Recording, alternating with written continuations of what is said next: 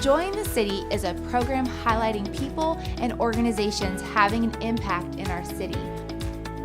All too often, we hear about the problems and dysfunctions in our culture, but we are coming from a different approach as we take a look at the good things going on right here in our community. I'm Bethany Marshall, and you're about to see what God is doing in our city. We want to thank our program sponsors, Park Home, for their donation of furniture used in our studio, Taylor Design and Events for beautifully decorating our studio space, and our platinum sponsor, Harry's Construction, for their ongoing support of Joy in the City. Here are a few thoughts from Troy Ferguson. Every year at the close, we do a top 5 fascinating people list. This is according to everyone we filmed in the previous year.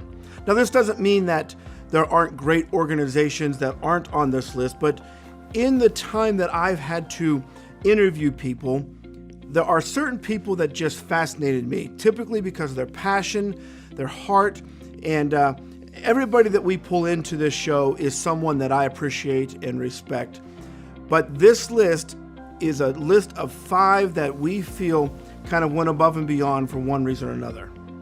Our first one on the list, number 5, is actually a group, and that group is the 2020 high school seniors. This year, like none other we've ever experienced in our generation, had a very strange close to their year. We interviewed them with Pastor Micah Marshall to talk about how their year wrapped up their last year of school. Take a listen.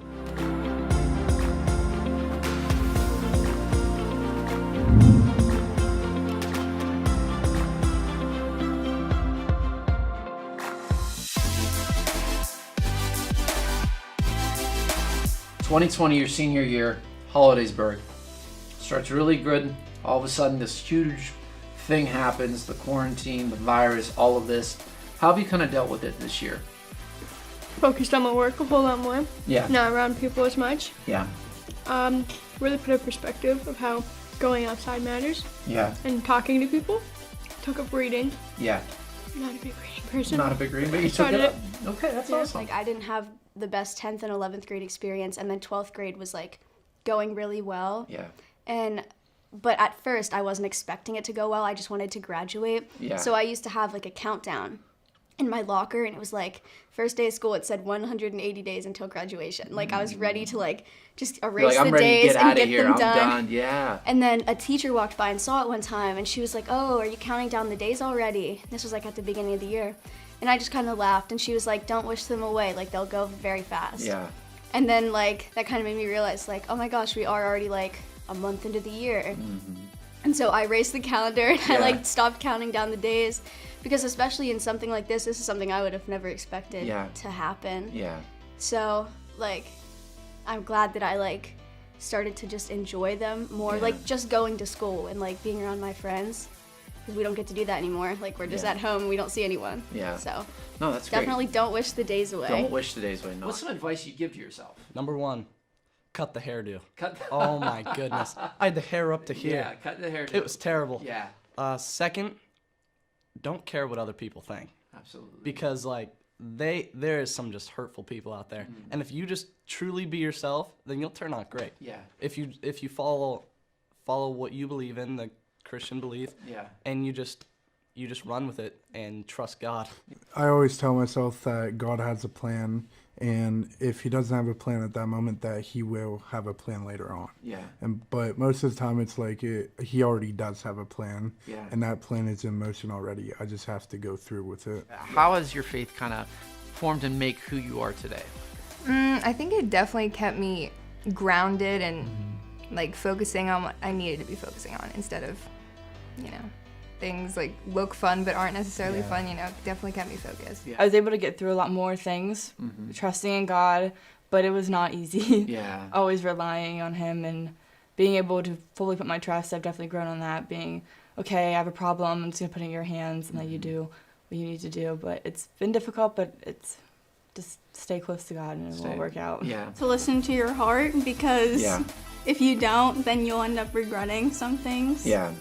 And like, just keep in your head, like, you know what's right, you know what's wrong. Yeah. just do what you would do, like, you know? Yeah. And like at Refuge, I would say keep your heart open to like what people have to say, because the people here care about you. So absolutely. Yeah. Favorite snack? Chips and salsa. Chips. Coke or Pepsi? Pepsi. Chocolate or vanilla? Vanilla. Batman or Superman? Batman. Batman. Why? 100%. Because Batman does more than Superman without a superpower.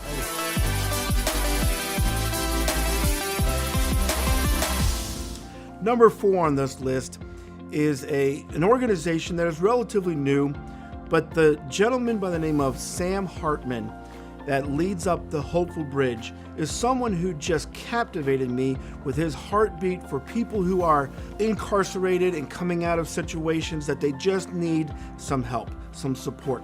Sam has a heart for these guys, and I just wanted to highlight Sam and some of the things that he talks about. Listen to this.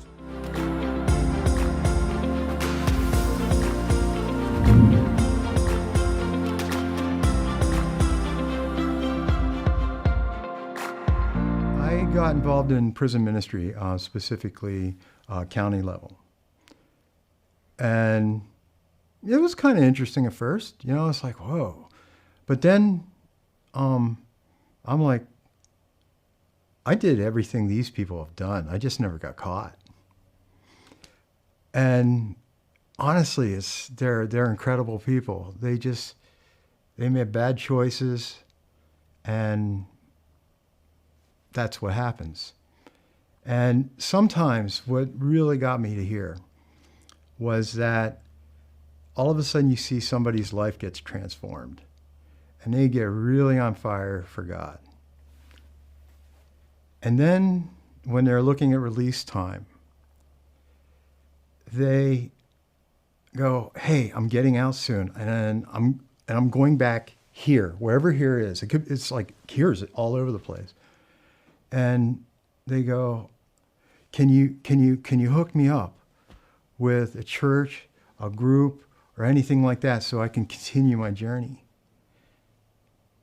And then you have to actually look at them and you have to say, I don't. I talked to many prison ministers across the state, here and there, and they all have a similar story. And I wrestled with it for a long time. I wrestled with God. I'm a wrestler, okay? I'm not like, oh, you know, it's like, I felt he laid something on my heart to do. I wrestled with him for about a year, but it was weird moments, and it may sound strange for some, but my heart would hurt, literally hurt. And I would, I'd be in tears sometimes. And because I'm like, I'm not the right guy. There are other people that are better. They're more qualified, more connected. They speak better, whatever. You can think of 1,000 excuses. And finally, I came to the conclusion towards the end of the last year that, okay, if this really is of God, then that means that he will have prepared people's hearts for that do this. And we do it together, because it's not me, it's all of us. And so I shared it with a man. He's Carl. He's a Mennonite pastor, executive director of Yoke Fellowship. And I just threw it at him, and he just looked at me. He's just like, we have to meet. And he's kind of been, he's not running the show or anything. He's kind of like, he takes my ideas, because my ideas may be like this. And Carl has been exceptional of going like this, help me go like that. And so that is where the Hopeful Bridge comes out of. And because it just boggles my mind. When I started talking to ministries, ministers, churches, whatever, we're all out there, but we're so fractured, we're so disconnected, that sometimes you feel like you're alone. Sure. And there are certain groups out there that are so good at doing this, and other ones this, and different giftings, different callings. And so in this day and age, with the internet,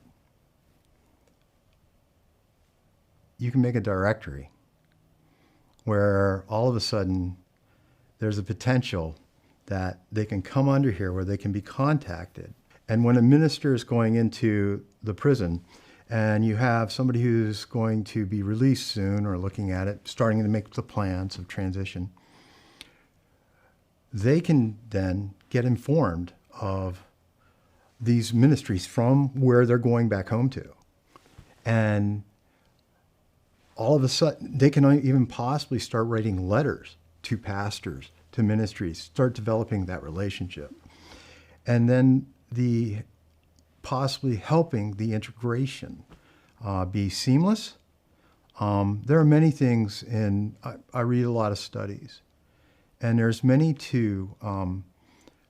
things, elements that come into being for this individual to be successful. Job, housing, reunification with the family.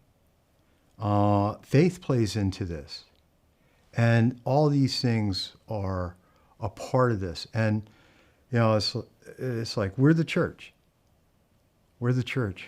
And we are to receive the sojourner, the traveler, the prisoner, the widow, the orphan. I started just going where I felt God leading. Number 3 on our list is a gentleman by the name of Jim Irian. Jim is someone that I got to know because we began to develop a anti-bullying documentary, and we actually used some of this in our anti-bullying segment throughout the month of October. Jim is not only an advocate for anti-bullying and mental health, but he is an author.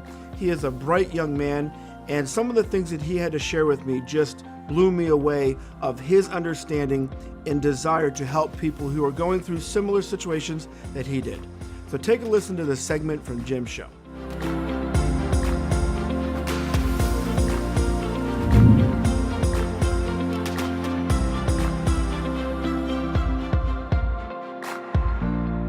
This is going to seem a bit prophetic to me because it's one of the things that people said very often to me back then. I remember it quite well because I tried, it didn't work. At least until I finally understood it from a deeper perspective is, everybody would say, don't let it get to you. Don't fight back. Ignore it. Ignore the bullying. In one form or whatever it was worded, it was basically to ignore it.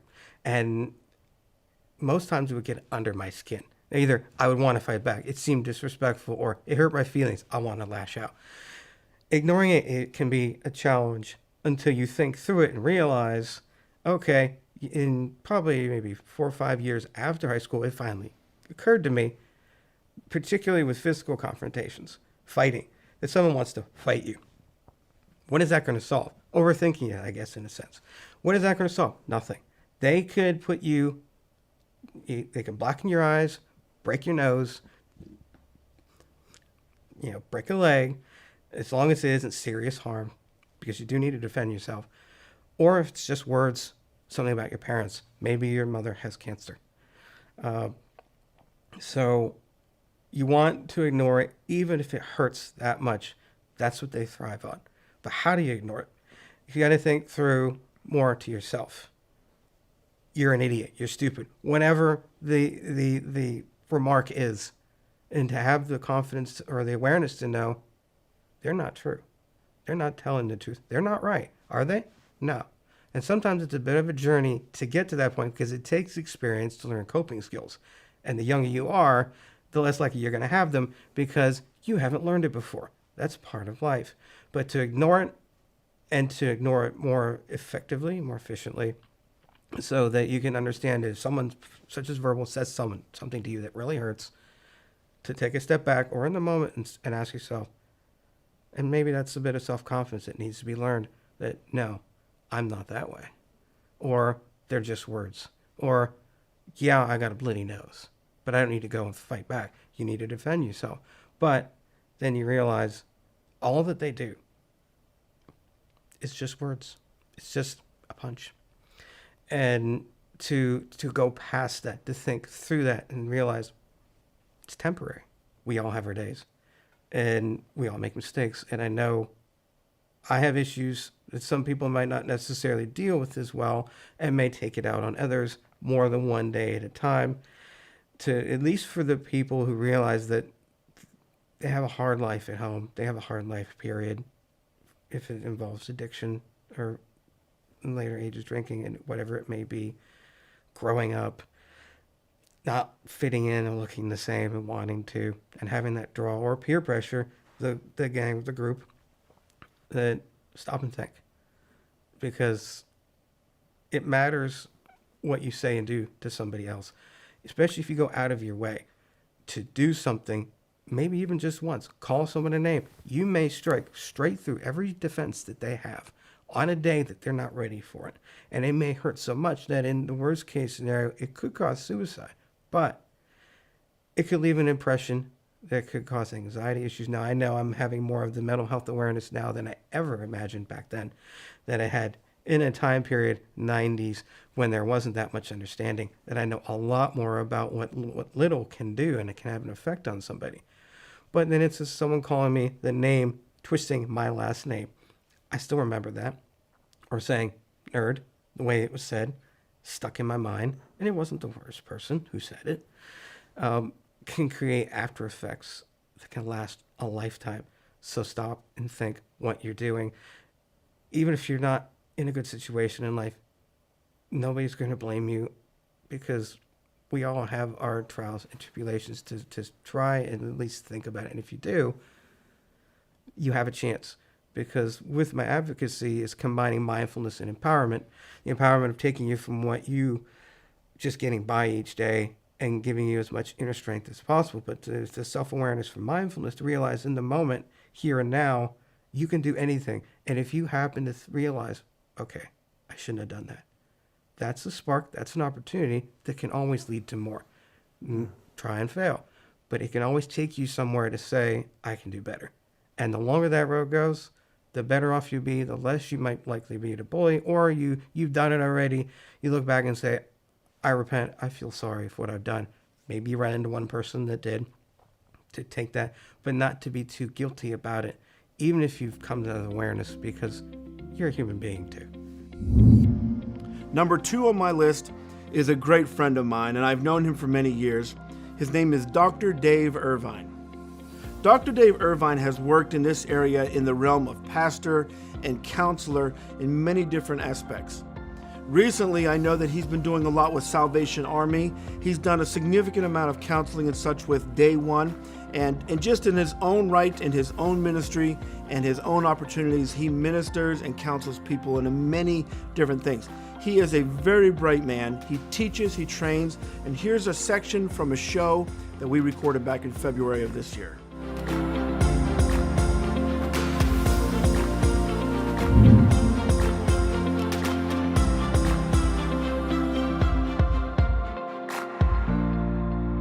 God's word is sufficient. And a lot of times I'll take a person to a very common passage of Scripture, Psalm 23. And although we don't look at that, but you think about what David is saying there, the Lord is my shepherd, and we need to start there. And then as he goes on and develops that, even if I'm walking through the valley of the shadows of death, I will fear no evil. Trauma is fear. It's a fear of what evil may come upon me. And so David says, I need God as my shepherd. And even when I'm walking through that valley of intense darkness, that immense fear, I don't need to fear, because you are with me. Your rod, your staff comfort me. Asking for help is never a sign of weakness. Again, Proverbs, Solomon, the wisest man that walked this earth, said that in a multitude of counselors is great wisdom. Mm-hmm. So asking for help, seeking counsel is not a sign of weakness. I would then ask men who are kind of feeling that little macho, ask your kids, do you think I need this? Maybe you might not want to ask your wife, because you know what she's going to say, but nah. But maybe, ask somebody you trust. That you really rely on. Do you think I could benefit from this? Because sometimes we don't see those blind spots in our life. those things that we might be a little too hypervigilant or overreactive, and that we could benefit from something dealing with some of these issues. Who you are is God's gift to you. Who you become is your gift to God. And I've tried to live that, and I try to impact that to kids. God made you who you are. You're a special gift. That's God's special gift to you, who you are. But what you do with it is your gift back to God. That's powerful. That's what we need to teach kids today, because in essence, kids haven't changed over the thousands of years. Their needs are still the same. They want to love. They want to be loved. They want to love. They want to show that love. When our kids were home and when they were teenagers, their friends would come over. We'd give them hugs. I mean, they came into our house. We greeted them with a hug. They loved that. They sought that. Teenagers. Yeah, and it's, I don't think kids have changed. I still think they want that connection. Kids want to learn. They want to grow. They want to be challenged, but in the right way. They want to be cared for. Not just loved, but cared for. Take time to find out what's going on, what's making them tick. Care for them. And they, more importantly too, they need Christ. They need Christ in their lives. Those are basics. And as I close with our last one, I want to say how challenging this is for me. Every year I think it's so hard to figure out the top 5 fascinating people when I've met and interviewed so many incredible people over the last year. This last one is a person who leads up an organization that just blew me out of the water as I talked to her and some of her people. Her name is Lisa Schaefer. Lisa Schaefer heads up Guardians of the Children. This is an organization that just has a heartbeat to help kids, whether they're being bullied, whether they're being abused, and in a variety of situations. She and the Guardians of the Children organization come in, support these kids in such a way, and they commit to them in such a way that most of us could not even fathom what they do to stand by these kids. Take a few moments and listen to some of their story.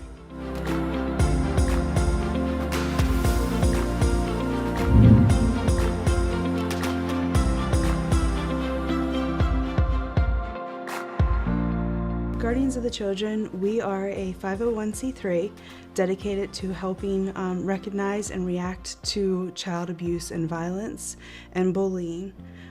We were founded in San Antonio, Texas in 2006, and now we are spread across the United States and in Canada.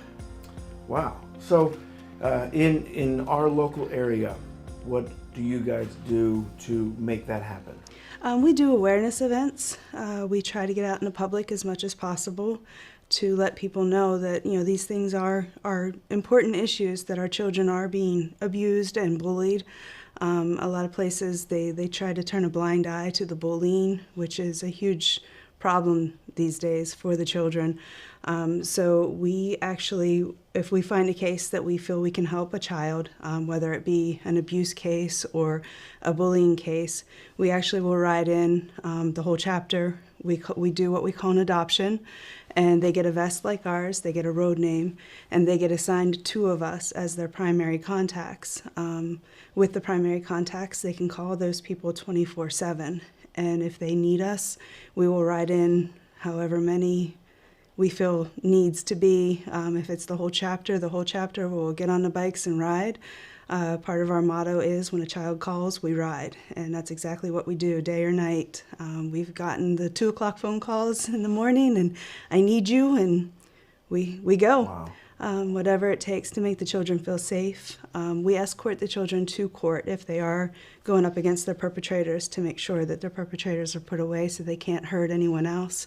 We will go to court with them, shield them from any type of, if the reporters or anyone's outside, we shield the children from them. And also inside the courthouse, we keep the kids away from the perpetrator's family or anyone who might try to intimidate the child. A lot of times me as the child liaison, I know the child's story, but a lot of times our members might even not know their whole story of why we are in their life. They just know this child needs us, and that's enough for them. So when we go into court, it might be the first time our members even hear the child's story. So the child feels that, that it's a safe place for them. They're not being judged by anything or anyone. And we're just there as their brothers and sisters to make sure that they can get out of that darkness that they have been in.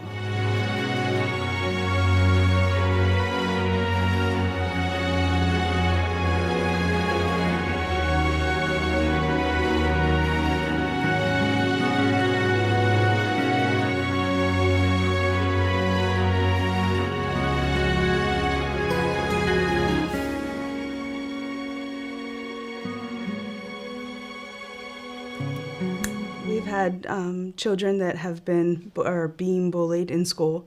We'll pick them up in the morning. We'll put them on a bike. We'll drive them to school on the bikes. I think we had the last one that we took to school. There was about 6 or 7 bikes. We took him right up to the doors of the school, and we talked to the principal. We talked to his teacher. This is our little. We call them little G's or little guardians. And we just want to know what's going on here. What can we do to help? We have put on assemblies. We have a whole slideshow presentation and a little thing that we do for assemblies for anti-bullying. We also have good touch, bad touch, stranger danger programs that we have put on in schools. And it's just a matter of letting people know, hey, this child's one of ours, and he's got a lot of big brothers and sisters behind him. You might not want to pick on him. And we also try to connect to the bullies, find out what's going on in their life, that they're so aggressive and they're trying to bully other people. And sometimes we've even pulled in bullies and mentored them a little bit to get them on their right path and realize that that's not the way to get the attention and be known. So we try to work at it as both angles because both sides need help. We all know 2020 has been a bizarre year, but I'm so thankful that many people were able to come into studio to be filmed and interviewed, and some people we had to do through Zoom and so forth, which is perfectly fine. But I'm looking forward to the many news stories that we pull together for 2021. If you know a person or organization having an impact in our city, we want to hear about it. You can contact us at 814-944-1948 or by email at stories@jointhecity.org. That's all the time we have today. Thank you for watching Join the City True Stories. Let me encourage you to watch other episodes of people and organizations having an impact in our community on ABC 23 at 5:30 a.m. and 12:30 p.m. every Sunday. You can also catch us each week on our Facebook page and YouTube channel. Until then, be encouraged because God is moving in our city.